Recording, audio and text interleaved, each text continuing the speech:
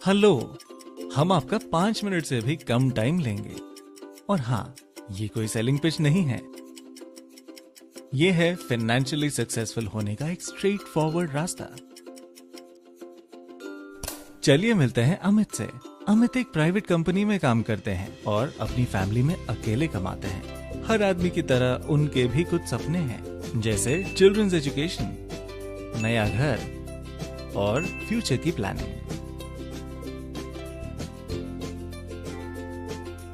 Month and आने के बाद अमित को 5,000 रुपए की सेविंग होती है। ऐसे में चलिए देखते हैं और समझते हैं कि अमित के लिए बैंक में इन्वेस्टमेंट अच्छा होगा या इंश्योरेंस में इन्वेस्टमेंट बेहतरीन है। फर्स्ट सिनेरियो में अमित 10 साल के लिए हर महीने 5,000 रुपए बैंक अकाउंट में जमा करते हैं। हम इन 10 सालों को इन्वेस्टमेंट पीरियड कहते हैं। मानिए अमित अपने पैसे नहीं निकालते हुए अगले 10 साल तक बैंक अकाउंट में रहने देते हैं। हम इन एडिशनल 10 सालों को वेटिंग पीरियड कहते हैं। इसलिए 20 साल बाद उनके पास 6 लाख रुपए प्लस इंटरेस्ट होगा। चलिए दूसरे सिनेरियो में देखते हैं कि अगर अमित अपने सेविंग्स बैंक में ना डिपॉजिट करके इंश्योरेंस अकाउंट में डिपॉजिट करते हैं तो क्या होता है।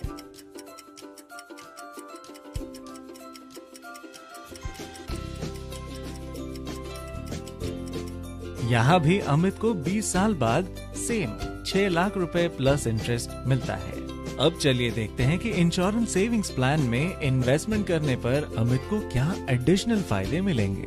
इन 20 सालों के दौरान किसी भी समय अगर अमित को एक गंभीर बीमारी हो जाती है और उसकी कमाई बंद हो जाती है तो बैंक अमित की मदद करने के लिए कुछ भी नहीं देगा, बल्कि दूसरी तरफ अमित के परिवार को अपने सेविंग से पैसे को इस्तेमाल करने के लिए निकालना पड़ सकता है। अब देखते हैं कि इंश्योरेंस सेविंग्स प्लान से अमित को क्या फायदे होंगे। यदि इन्वेस्टमेंट पीरियड के दौरान किसी भी समय अमित को एक गंभीर बीमारी हो जाती है और अमित पैसे नहीं कमा पा रहे हैं तो इंश्योरेंस कंपनी बचे हुए इन्वेस्टमेंट पीरियड के लिए अमित की ओर से 5,000 रुपए उसके अकाउंट में डिपॉजिट करेगी। आजकल बहुत से युवाओं को डायबिटीज और हार्ट अटैक जैसी बीमारियां होने लगी हैं।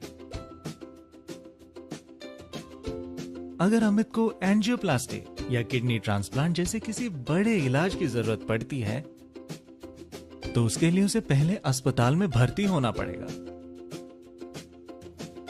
ऐसे में अमित या अमित के परिवार को अपने सेविंग से पैसे निकालने पड़ सकते हैं। अमित अगर सरकारी अस्पताल में भर्ती होते हैं तो भी उन्हें 3 से 4 लाख रुपए का खर्चा होगा।